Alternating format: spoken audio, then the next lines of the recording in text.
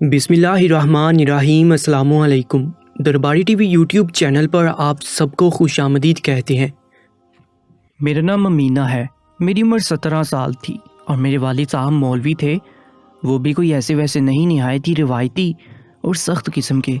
میرے لیے جب رشتہ آیا تو وہ بھی ایک مولوی کا ہی تھا۔ میری ماں کی ساری زندگی اچھی نہیں گزری تھی، اس لیے انہوں نے کہا کہ میں نے اپنی بیٹی کی شادی مولوی سے نہیں کرنی ہے۔ لیکن اس بات پر میرے بابا اتنا غصہ ہوا کہ بات کو طلاق تک پہنچا دیا اور کہا کہ اسے رخصت کروں گا اور تجھے گھر سے نکال دوں گا۔ میں نے کہا کہ میری وجہ سے آپ لڑائی کیوں کرتے؟ جہاں بھی میری شادی کریں گے مجھے منظور ہے۔ لیکن شادی کے 2 مہینے بعد ہی جب میں واپس آئی تو اچانک سے بے ہوش ہو گئی۔ سب لوگ حیران رہ گئے کہ میں کھڑے کھڑے بے ہوش کیسے ہو گئی جب میں ماں نہیں بننے والی تھی۔ دراصل میرے ساتھ جو ہوا وہ کسی کے ساتھ بھی نہ ہو، اور اپنی بیٹیوں کی شادی کرنے سے پہلے آپ یہ دیکھیں کہ انسان کیسا ہے۔ کبھی کبھی انسان جیسا ہوتا ہے ویسا نظر نہیں آتا ہے۔ جب مجھے پتہ چلا کہ میری شادی مولوی سے ہو رہی ہے تو مجھے یہ بھی پتہ تھا کہ وہ بہت زیادہ امیر بھی نہیں ہوگا، لیکن بابا بھی تو مولوی تھے۔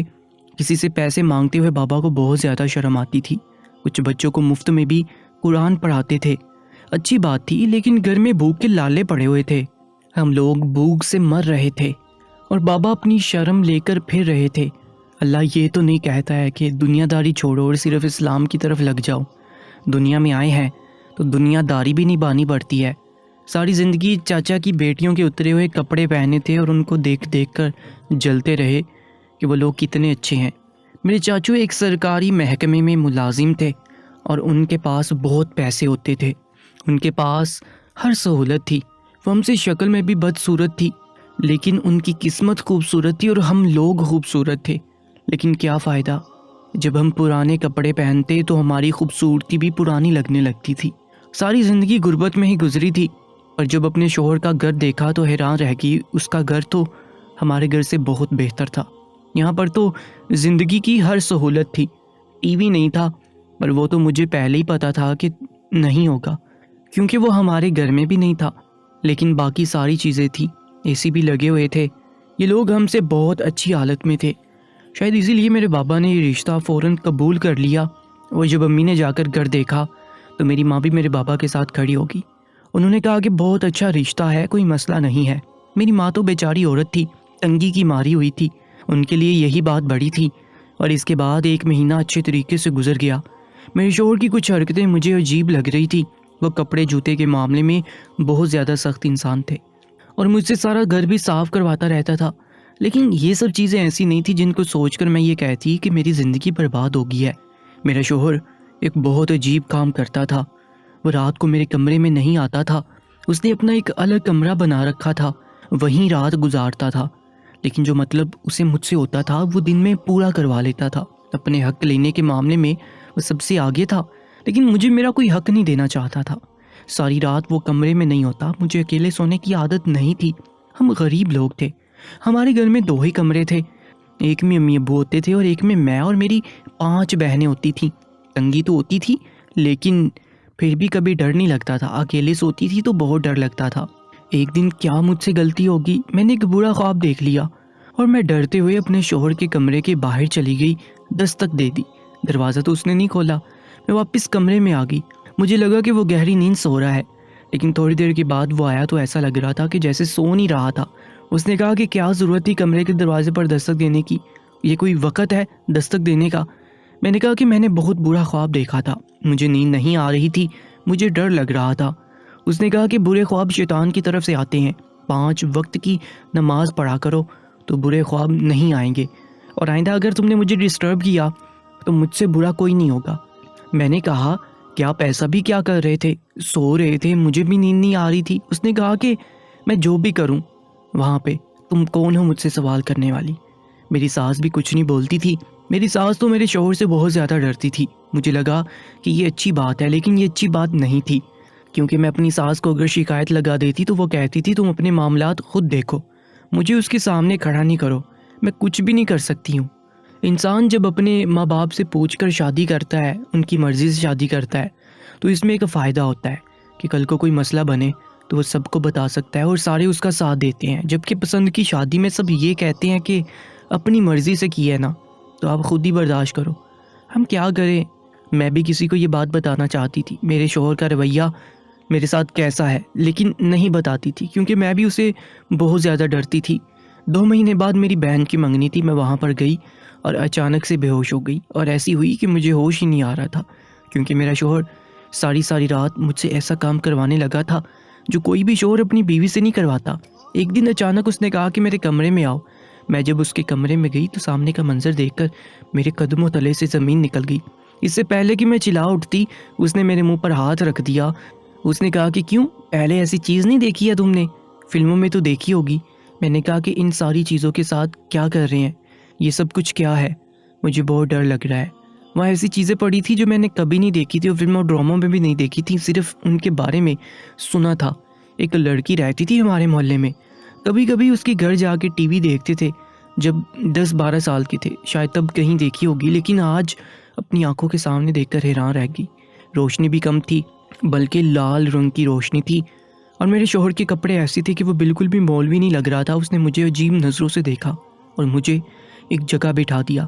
اس نے کہا کہ 3 مہینے تک تمہیں میری ایک بات ماننی ہوگی، تمہیں یہ کام کرنے کے لیے روز رات کو جاگنا ہوگا۔ میں نے کہا کہ میں یہ سب نہیں کرنا چاہتی ہوں۔ اس نے کہا کہ اگر تم نہیں کرو گی تو میں تمہیں طلاق دے دوں گا۔ اتنی جلدی اس کی زبان پہ یہ لفظ آ گیا، میں تو حیران رہ گئی۔ میں نے سوچا تھا کہ اللہ والا بندہ ہوگا تو کم سے کم اسے اللہ کا خوف تو ہوگا، لیکن اس کو تو اللہ کا کوئی خوف نہیں تھا۔ کہتے ہیں کہ بلا وجہ عورت کے سامنے یہ لفظ بولنے والے مرد کو اللہ پسند نہیں کرتا۔ میرا شوہر دوبارہ بول چکا تھا۔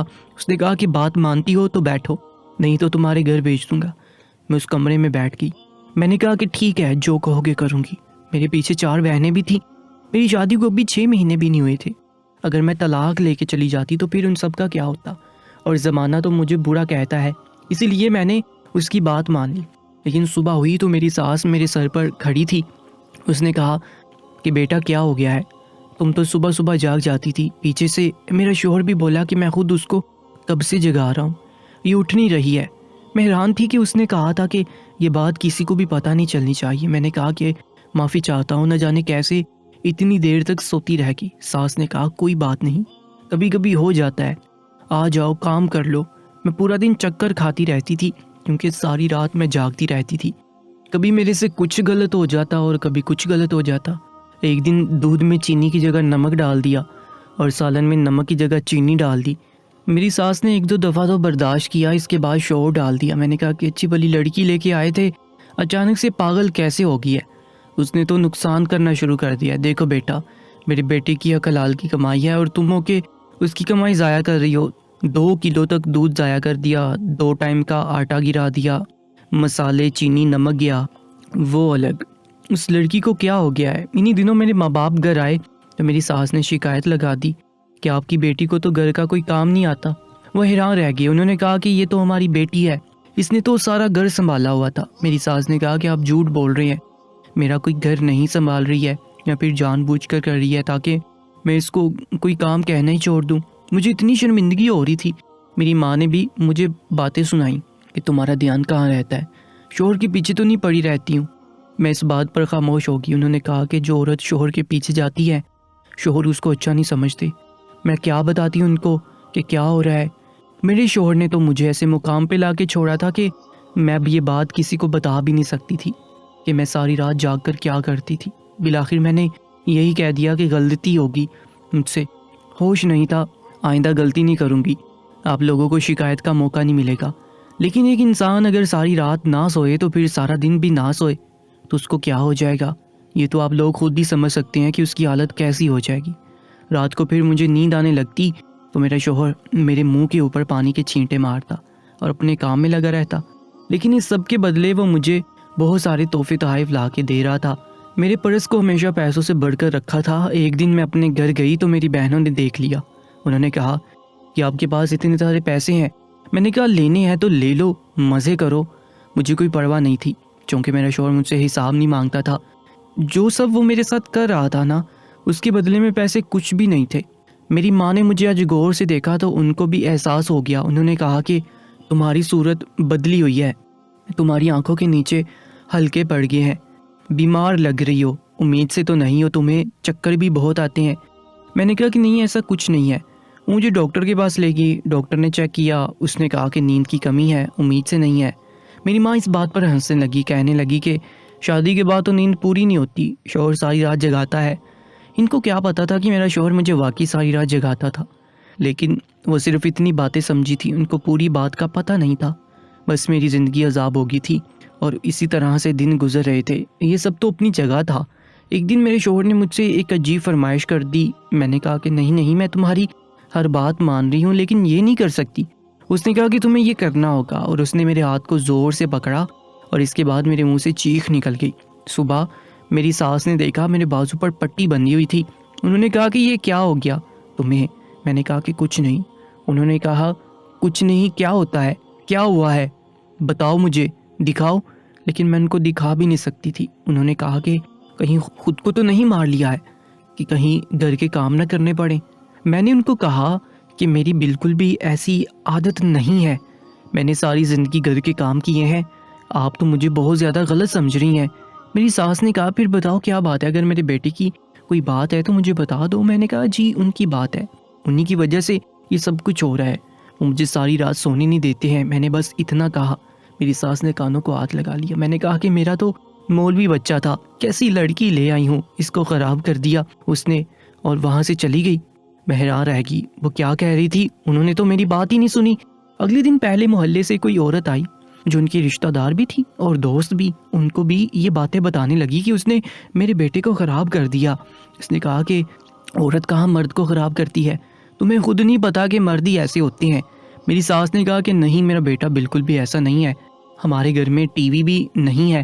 لیکن اس نے آتے ہی اس کو ایسا کر دیا, صبح 10 بجے کے بعد ہی کمرے سے نکلتا ہے.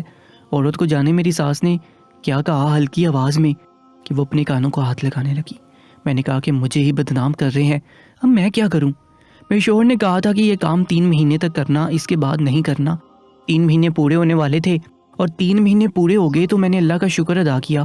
اس نے تو مجھے اس حال پہ لا کے چھوڑا تھا کہ میں عبادت بھی نہیں کر سکتی تھی, کیونکہ پورا دن میں پاک نہیں ہوتی تھی. میں حیران تھی کہ یہ دنیا کے سامنے یہ کیا بنا ہوا تھا اور اصل میں یہ کیا تھا. میرے بابا نے تو اس کی شرافت ہی دیکھی تھی, ان کو کیا پتا تھا کہ یہ کس قسم کا انسان ہے.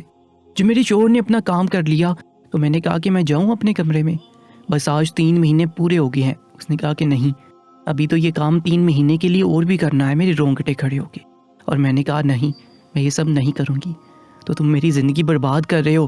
اس نے کہا کہ تمہاری زندگی ہے, میری زندگی ہے, میں اسی لیے تم سے شادی کر کے لایا تھا کہ تم معصوم ہو, ان پڑھ ہو, زیادہ باتیں نہیں کرو گی, لیکن تمہارے منہ میں زبان بھی ہے, میں تمہیں طلاق دیتا ہوں. اس کے بعد وہ خاموش ہو گیا. میں نے اس دن تو اس کی بات مان لی, لیکن اس کے بعد میں سوچنے لگی کہ میں کیا کروں, کیونکہ جو وہ میرے ساتھ کر رہا تھا وہ کسی بھی عورت کے ساتھ ہو تو وہ فوراً یہ بات اپنے بڑوں میں سے کسی کو بتا دے گی, اور میں ابھی تک خاموش بیٹھی تھی. ایسے انسان کے ساتھ میرا کوئی مستقبل نہیں تھا. میں نے سوچ لیا تھا کہ اب میں خاموش نہیں رہوں گی. اپنی ساس سے بات کر کے دیکھ لیا, اس نے تو الٹا مجھے بدنام کر دیا, اور یہ ہو ہی نہیں سکتا تھا کہ وہ اس بات سے واقف نہ ہو, کیونکہ وہ اس گھر میں رہتی تھی. اس گھر میں آنے والی دولت کے بارے میں کیا اپنے بیٹے سے سوال نہیں کرتی تھی, جبکہ اس کا بیٹا تو ایک معمولی مولوی تھا. مولوی کی کون سی کوئی تنخواہ ہوتی ہے, وہ تو بس ادھر ادھر سے صدقہ خیرات اور خدیہ وغیرہ لے کر اپنا گھر چلاتا ہے. اور یہاں پر اس گھر میں کسی چیز کی کمی نہیں تھی. میری 2 نندیں تھیں جن کی شادی ہو چکی تھی, اور ان کو انہوں نے ایسا جہیز دیا تھا کہ دنیا دیکھتی تھی. ہم سے بھی تو جہیز نہیں مانگا تھا, بلکہ میرے کمرے میں سب کچھ پہلے سے ہی تھا. میں نے سب سے پہلے یہ بات اپنی امی کو بتا دی. میری امی بھی حیران رہ گئی, لیکن اتنی ساری باتیں کرنے کے بعد 2-3 گھنٹے تک ان کو سمجھانے کے بعد انہوں نے یہی کہا تم چپ کر جاؤ, نہیں تو تمہارا گھر برباد ہو جائے گا. میں نے کہا کیا مجھے گھر سے زیادہ اس بات کی فکر ہے کہ کہیں میری آخرت بھی نہ برباد ہو جائے. وہ خاموش ہو گئی اور میں نے سوچ لیا کہ میں اپنے بابا سے بات کروں گی, لیکن مجھے ایسا لگتا تھا کہ میرے بابا بھی کچھ نہیں کریں گے. اگلی رات میں نے اپنے شوہر کو انکار کر دیا کہ میں اس کی بات نہیں مانوں گی, کیونکہ جو میرا شوہر کرتا تھا وہ دراصل یہ تھا کہ اس کمرے کے اندر ایک پورا نظام بنا رکھا تھا جس میں بیٹھ کر وہ کالا جادو کیا کرتا تھا. اور کالا جادو بھی کوئی ایسا ویسا نہیں, لوگوں کی زندگیاں برباد کرنے والا.